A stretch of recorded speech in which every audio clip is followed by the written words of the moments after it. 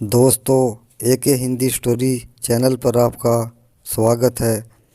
और आज फिर चलो एक कहानी की शुरुआत करते हैं। एक बार घोड़ों का एक सौदागर बादशाह अकबर के दरबार में आया।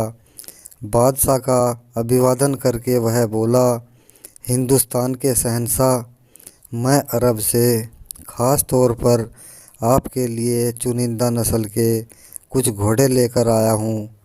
आपसे गुजारिश है कि एक बार उन घोड़ों को आप ज़रूर देख लें। अकबर घुड़सवारी का बहुत ही शौकीन था और अच्छी नस्ल के घोड़ों को तो वे बहुत पसंद करते थे। वे तुरंत उस सौदागर के साथ घोड़ों को देखने चल दिए।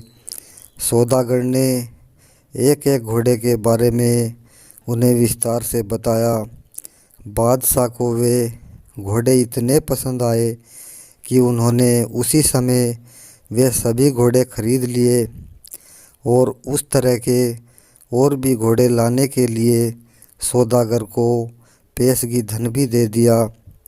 सौदागर वह सारा धन लेकर चलता बना और महीनों गुजर गए, लेकिन वह सौदागर दोबारा दिखाई ही नहीं दिया। वह इस तरह मुग़ल सल्तनत से गायब हुआ जैसे गधे के सिर से सींग। बीरबल को बादशाह द्वारा एक अनजान सौदागर को पेशगी धन देने की बात ठीक नहीं लगी थी, लेकिन वे चुप रहे थे। बादशाह के पास दौलत की कोई कमी तो थी नहीं। धीरे धीरे वे उस सौदागर और उसको दिए गए धन के बारे में पूरी तरह भूल गए। एक दिन बादशाह मजाक के मूड में थे।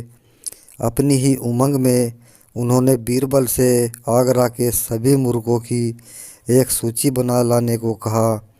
बीरबल को बादशाह का ध्यान उनकी भूल की ओर खींचने का यह एक अच्छा मौका मिल गया। उन्होंने सूची को तैयार कर लिया और एक सेवक के हाथों बादशाह के पास भिजवा दिया। बादशाह बड़ी दिलचस्पी के साथ वह सूची सेवक से लेकर पढ़ने लगे और अचानक वह चौंक पड़े और उनके माथे पर क्रोध की लकीरें खिंच गई।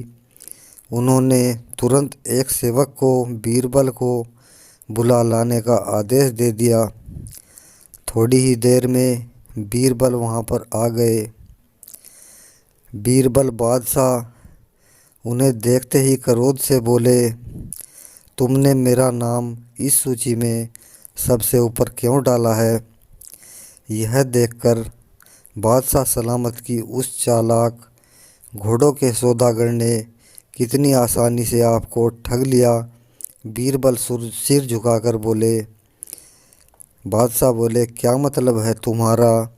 अगर उस सौदागर ने मेरे सीधेपन का फ़ायदा उठा लिया तो क्या इसका मतलब यह है कि मैं मूर्ख हूँ? बादशाह बोले, लेकिन हजूर, क्या एक अजनबी सौदागर पर इस तरह भरोसा करना ठीक था? कम से कम आप उसे पैसे देने से पहले उसकी अच्छी तरह से जांच करवा सकते थे। आप शहंशाह हैं और आपके लिए कुछ भी नामुमकिन नहीं है। बीरबल ने अपनी बात साफ की। और अगर वह सौदागर लौट आया तो? बादशाह ने पूछा। तो बीरबल बोले, तो मैं इस सूची से आपका नाम हटाकर उसका नाम डाल दूंगा। बीरबल ने छूटते ही जवाब दिया। बादशाह चुप रहे क्योंकि वे अपनी गलती समझ गए थे। उन्होंने फैसला कर लिया कि भविष्य में वे कभी इस तरह की जल्दबाजी नहीं करेंगे। अतः दोस्तों, कहानी से यह शिक्षा मिलती है कि जल्दबाजी में कोई भी काम नहीं करना चाहिए, क्योंकि जल्दबाजी में किया गया कार्य का परिणाम अच्छा नहीं होता है।